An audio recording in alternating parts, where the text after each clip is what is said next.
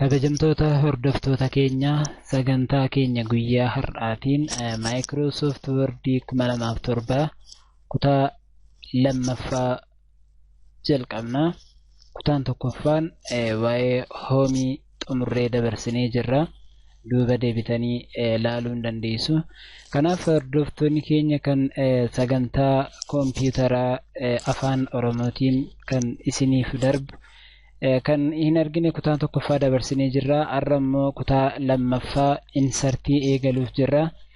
Hordoftoonni keenya akkasumas maatii taatanii kan jirtan kan maatii yookiin immoo subscribe kan hin goone gurmee ICT Tube subscribe gochuun koompiyuutara teeknooloojii waa'ee Android foonii fi moosaajii soofteera koompiyuutaraa baradhaa isiniin jenna. YouTube keenya subscribe gochuun nu faana turaa isiniin jenna. Amma gara sagantaa keenyaatti isin dabarsina. Sagantaa keenya har'aatiin akkuma beekamu torban darbe guyyaa sadaffaa waa'ee hoomii sirriitti ilaallee jirra. Sagantaa keenya har'aatiin immoo insertii waliin ilaalla. Insertii keessa wantoota hojjetamu hedduutu jiru. Warroottan kana immoo haala itti hojjechuu dandeenyu tokko tokko ni ilaalla. Nu hordofaa isiniin jenna. Microsoft Word sagantaa lammaffaa irratti insertiin isa tokko. Insertii kanarra wantoota adda addaatu jira. Fakkeenyaaf jalqaba irratti asirratti kan argaa jirtan cover page, blank page, page break kan jedhu kun peejii jalatti argamu. Itti aansuudhaan teebiliitu jira. Inni arfaffaan immoo sadaffaan illustration kan jedhu jira. Inni immoo picture, clip art, shape, smart art fi chartii qabatee jira. As giddugaleessa kanarratti immoo link jedha. Linkota garaagaraa qabatee jira. Header and footer kan jedhu jira. Sa'aatii keenya giddugaleessa godhachuun wantoota baay'ee murteessoo ta'an kan yeroo mara itti fayyadamuu dandeenyu waliin ilaallaa nu hordofaa isiniin jenna. Peejiin akkuma beekamu cover peejii jalqaba irratti yeroo hedduu cover peejii garaagaraa kan hojjennudha. Fakkeenyaaf kan akka gabaasa garaagaraa yeroo hojjennu cover peejii ni hojjenna. Akkasumas riisarchii garaagaraatiif cover peejii ni hojjenna jechuudha. Cover peejii hojjechuudhaaf kun bakka xiyya xiqqoo jirtu kanarratti kiliik yeroo gootan cover peejii gosa hedduutu jira. As keessaa filachuudhaan irratti hojjechuu ni dandeessu jechuudha hordoftoota keenya. Asirraa fakkeenyaaf yeroo baay'ee cover peejii kanarratti kan hojjedha. Cover peejiin kun baay'ee kan namatti toludha. Asirraa cover peejii kanarratti haala salphaa ta'een hojjechuu ni dandeenya. Akkasitti mata duree guddaasaa akkasitti hojjechuun ni danda'ama jechuudha hordoftoota keenya. Fakkeenya isaan isinitti agarsiisa.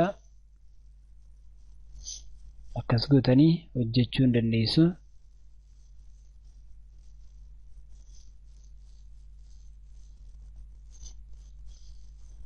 Haala kanaan cover peejii qopheessuu ni dandeenya jechuudha. Asirraa kan ammoo saayizii isaa kana caalaa dabaluu ni dandeessu. Akkasumas akka sagantaa keenya dheengadda hojjenne sanatti haala kanaan dabaluu ni dandeenya jechuudha. Gara barbaadanitti haala kanaan guyyaa date time kaampaanii maqaa mana hojichaas jedhu san haala kanaan salphaatti coverii yeroo muraasa keessatti akkasitti hojjechuu ni dandeessu jechuudha hordoftoota keenya. Itti aansuudhaan cover peejiitti aanee kan jiru blank peejiidha. Peejii duwwaa fayyadamuudhaaf kan itti fayyadamnudha jechuudha.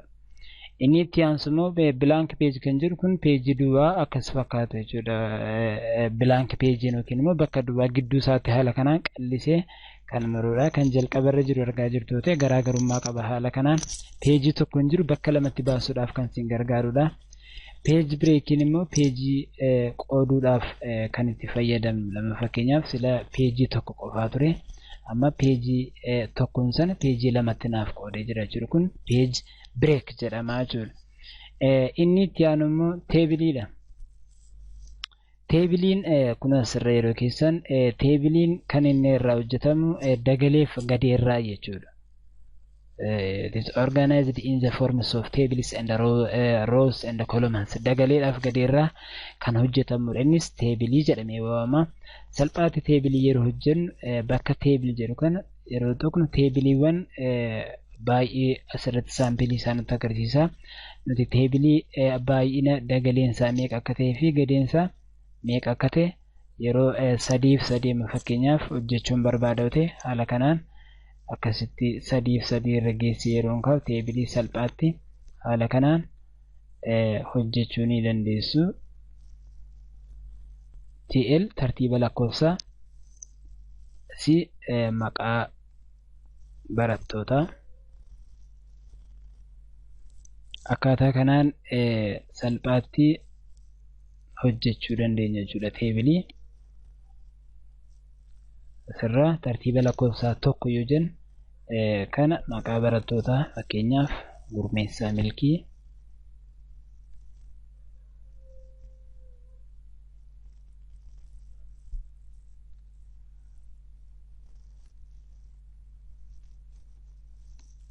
akkaataa kanaan teebilii hojjetaa deemuu ni dandeenya jechuudha. Barataa lammaffaa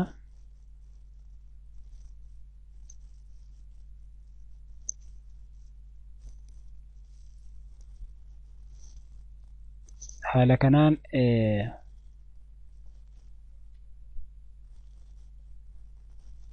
akkaataa kanaan teebilii hojjetaa deemuu ni dandeenya. Inni kun kana fakkaata jechuudha. Asirraa argaa jirtoota yeroo isin teebilii irratti hojjetan teebiliin diizaayiniin gosa hedduutu isiniif dhufa.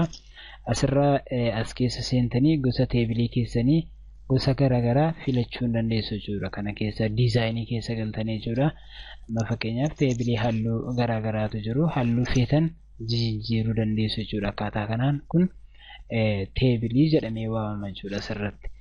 Inni itti aanu kan biraa picture kan jedhu kana jechuudha. Picturein akkuma beekamu suuraadha jechuudha. Suuraa galchuu yoo barbaanne kompiitara keenyarraa akkaataa kamiin galfachuu dandeenya. Suuraa keenya ta'uu danda'a yookaan immoo suuraa biraa ta'uu danda'a jechuudha. Mee salphaatti haala itti galchuu dandeenyu waliin ilaalla. Picture bakka jedhu kanarratti yeroo tokko ni cuqaastu. Kallattiidhumaan gara pictureetti isin geessa. Bakka suuraa irraa qabdanitti geessitu. Anama diiskitooppii irraa qaba waan ta'eef achi nan geessa. Asirraa suuraawwan kan edit godhe ni jira. Suuraa asirraa tokko ergan filadhee booddee insert jedhaanii haala kanaan suuraa galchuu ni danda'a. Erga suuraa galchee ka'ee booddee format kan jedhu kun ni jira. Formatii kana keessa galee bifa suuraa ittiin hojjedhu kana jijjiiruu nan danda'a jechuudha. Akkuma argaa jirtan editingii gosa baay'eetu jira waan ta'eef haala kanaan hojjechuu ni dandeessu jechuudha. Picture irratti galchuun ni danda'ama jechuudha. Insertii keessa ammas itti aansuudhaan clip art kan nuti jennu immoo akka picture ta'aniitiyyuu yoo suuraa kompiitara keessaniin qabaanne illee kan irraa kompiitara kanarraa galfachuu dandeessanudha. Inni immoo illustrationii keessatti argama. Clip art kanarratti erga tuqnee booddee as gama mirgaa keessanirraan clip art kan jedhu jira. Fakkeenyaaf kan kompiitara galcheetan goo jedha. Search godhee barbaadee fidaa jechuudha. Amma fakkeenyaaf argaa jirtu yoo ta'e sirraa haala kanaan fiddanii kun kan kompiitara keessa jirudha malee kan mataa keessanii isin galfattanii miti jechuudha. Yoo piikcharii yookiin immoo suuraa kompiitararraan qaban clip art keessa piikchariiwwan barbaadan galfachuu dandeessu jechuudha. Haala kanaan hordoftoota keenya kun suuraa clip art keessatti argamanudha jechuudha. Suuraawwan kompiitaraa kan barbaadan suuraa barbaadan baay'eetu jira. Suuraa barbaadan search gootanii kanaan amma fakkeenyaaf manni ni jira. Haala kanaan search gootanii argachuu ni dandeessu jechuudha. Inni itti aanu immoo shape kan jedhu ni jira. Shapein immoo xiyyaawwan garaagaraati yookiin immoo wantoota shapii garaagaraa hojjetamanii jirantu jiru. As keessa baastanii hojjechuu dandeessu jechuudha. Fakkeenyaaf mee shapii lamaan tokko hojjedhee isinitti agarsiisa. Asii amma rectanglein ni jira. Parallelogramiin ni jira. Gosa baay'eetu jiru jechuudha. Fakkeenyaaf rectangle kana erga kanatti filattanii booddee bakka duwwaa irratti dhuftaniifiyyuu haala kanaan hojjettu jechuudha. Rectangle yeroo hojjettan Foormaatii keessa galtanii immoo as keessa gosa diizaayinii yookiin immoo sheepiitti gochuu barbaadan haala kanaan jijjiiruu ni dandeessu jechuudha. Ammas sheepii kan biraa tokko isiniif dabala. Asirra gosa sheepii hedduutu jira. As keessaa akkasitti filattanii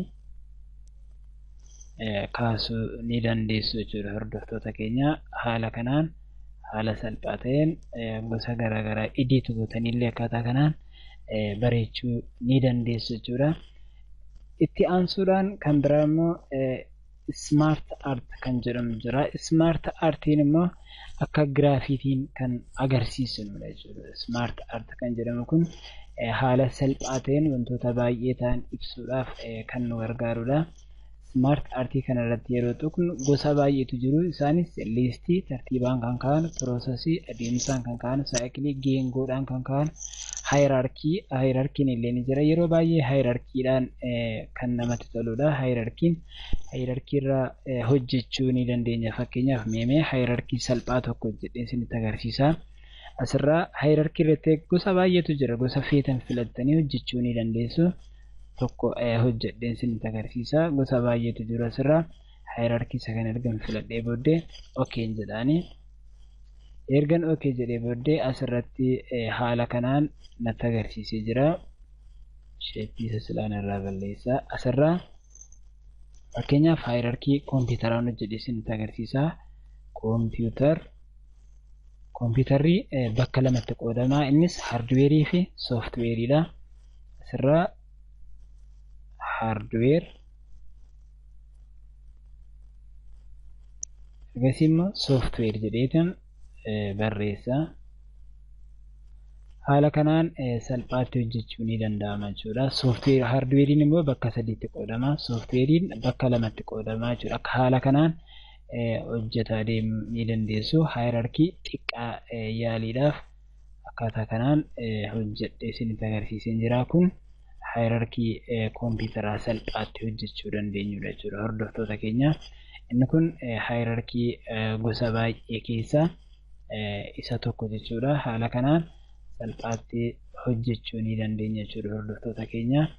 Itti aansuudhaan immoo chaartiidha. Chaartiin immoo akkuma fakkeenyaaf manneen barnootaa garaagaraa keessatti qalamaan kan kaasnu sanii yeroo baay'ee yeroo biraa sagantaa biraatiin irratti kana daataa barreessuu nu gaafata waan ta'eef salphaatti wantoota yeroo baay'ee fayyadamtan isinitti agarsiisna. Page number kan jedhu kun page numberii fi footarii fi hiidarii isinitti agarsiisa. Asirraa page number kan jedhu kun peejii keenya fuullee isaadhaa irratti galchuudhaaf kan nuti fayyadamnudha. Fakkeenyaaf asirraa peejii tokko bichaatu jira waan ta'eef peejii lamaan tokko kireetu goona. Asirraa page number kan jedhu kun gosa baay'eetu jira. Top of the page gubbaarraan akka lakkoofsa naquu barbaadan, bottom of the page jalarraan kaa'uu barbaadan yeroo baay'ee jalarraan kaa'ama waan ta'eef achirratti peejii galchuu yoo barbaanne haala salphaa ta'een galchuu ni dandeenya jechuudha. Akkasitti yeroo tokkoon ni gala. Amma kun page 1 page 2 jedhee jira jechuudha. Haala kanaan peejii irratti lakkoofsa galchuullee ni dandeenya jechuudha.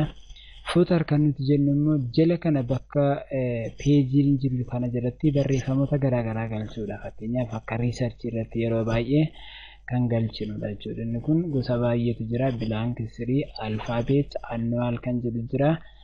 Alfaabeetii kana filannaa. Asirraa maqaa nama hojjetee sanaatiin illee akkasitti hojjechuu ni dandeenya jechuudha. Footariin faayidaan isaa kanaa jechuudha. Footariin jala isaa irratti awutoraayizeeshiniin namoota hojjetan maqaa dhaabbatichaa illee xalaayee yoo ta'e haala kanaan hojjechuu dandeessu. Isin bakka tokko qofaatti hojjettu, inni immoo bakka hundatti baasaa jechuudha. Kun footar jedhamee waamamaa jechuudha. Hiidariin immoo gubbaa jechuudha. Footar jechuun jalarraan kan hojjetamudha. Hiidar jechuun immoo gubbaa irratti kan hojjetamudha jechuudha. Edit the header of the document. Dokumentii keenya gubbaa isaa irratti edit goonee kan hojjennudha jechuudha. Mee isa immoo hojjennee ilaallaa. Asirratti kiliikii erga goonee booddee gosa biraatiin immoo gochuu dandeenya jechuudha. Alfaabeetii isa jalqabaa irratti akkasii yoo goone fakkeenyaaf asirraa Jimmaa Yuunivarsiitii haala kanaan dookumentii kana gubbaa isaa irratti hojjechuu ni dandeenya. Gubbaa isaa haala kanaan hojjennee jala isaatti immoo akkaataa kanaan hiidariidhaa fi footarii haala kanaan salphaatti hojjechuu ni dandeenya jechuudha. Itti aansuudhaan ammas inni kan biraa yeroo baay'ee irratti fayyadamnu word artiidha. Barreeffamoota gurguddaa adda ta'an jechuudha. Word art kan nuti jennu barreeffama baay'ee gurguddaa ta'anidha. Barreeffamoonni kun gosa hedduu qabu. Word art jedhamanii waamamu. Wordii akkasuma barreeffamaa ta'eetii barreeffama kallattii garaagaraatiin agarsiisudha. As keessaa meemee tokko filadheen barreessee isinitti agarsiisa. Asirraa haala kanaan yeroo barreessuu jettan jalqaba word art irratti tuqxu. As keessaa kan isinitti tole gosa barreeffamaa laaltaniitii filattu. Erga filattanii booddee immoo yeroo tokko bicha kiliik gootu jechuudha akkasitti. Sana booddee wantoota barreessuu barbaadan as keessatti barreessitu. Inni kun saampilii waan ta'eef as keessatti barreeffama keenya barreessuu ni dandeenya jechuudha salphaatti. Kanaaf mee gurmee ICT tube haala kanaan erga hojjennee booddee foontii isaallee akkasitti dabaluu ni dandeenya jechuudha. Kanaa ol gochuu ni dandeessu. Sana booddee okay jettu. Haala kanaan diizaayinii isaallee gosa garaagaraa gootanii kalarii garaagaraa gootanillee sirreessuu ni dandeessu jechuudha. Gubbaa barreeffamaa irratti akka galullee gochuun ni danda'ama. Haala kanaan salphaatti fayyadamuu ni dandeessu jechuudha hordoftoota keenya. Kun word artiin gosa barreeffama garaagaraa qabu san akkaataa kanaan guddistanii kan hojjechuu dandeessanudha jechuudha hordoftoota keenya. Haala kanaan hojjechuun ni danda'ama jechuudha. Barreeffamni fi suuraan gaafa walirratti galee jedhamu dura suuraa irratti kiliikii erga gootanii booddee foormaatii irratti hidhattanii tuqxu. Foormaatii irratti erga tuqxanii booddee teekist raappiing kan jedhu jira. Barreeffamaa fi suuraa walirraa addaan baasuudha. Behind text kan jedhu kan irratti erga gootanii booddee haala kanaan suuraan sidaatii fi barreeffamni kun walirraa ba'uu danda'a jechuudha bifa salphaa ta'een. Haala kanaan bakka barbaadan kaa'uu dandeessu jechuudha. Sana booddee asirratti argaa jirtu ta'e amma barreeffamnis suuraanis wal tuquu hin danda'u. Yeroo baay'ee namoonni hedduun kana walirraa adda baasuu dadhabu jechuudha. Kun haala kanaan tartiibaan kaa'uu ni dandeenya jechuudha. Kanaaf hordoftoota keenya toora YouTube keenyaadha. Like, subscribe, like gochuudhaan akkasumas share gochuudhaan karaa teeknooloojii hordofaa isiniin jenna. Koompitara wantoota piraktisiidhaan hojjetaman hedduullee kan manneen barnootaa irratti akkasumas biiroolee irratti hojjechuu dandeessan hedduu asirraa argattu waan ta'eef kanaaf toora YouTube keenya like, subscribe gochuudhaan akkasumas hiriyoota keessaniif share gochuudhaan nu hordofaa isiniin jenna. Itti aansuudhaan xumura irratti symbol kan jedhu jira. Symboliin kunii fi equationiin kun faayidaan isaa maali isa jedhu ni ilaala. Equationii yeroo baay'ee insert common mathematical equation herregaaf wantoota herregaaf barreeffaman hedduutu as keessa jiru. Asirraa fakkeenyaaf area of circle, binomial theorem, expansion of sum asirraa wantoota baay'eetu jiru. Akkasitti baafannee barreessuu ni dandeenya jechuudha. Symboliin immoo wantoota garaagaraa akkosee akka barreeffama copyrightii hedduutu jiru jechuudha. Asirraa more jenneetiyyuu akkasitti gosa baay'eetu jiru as keessa.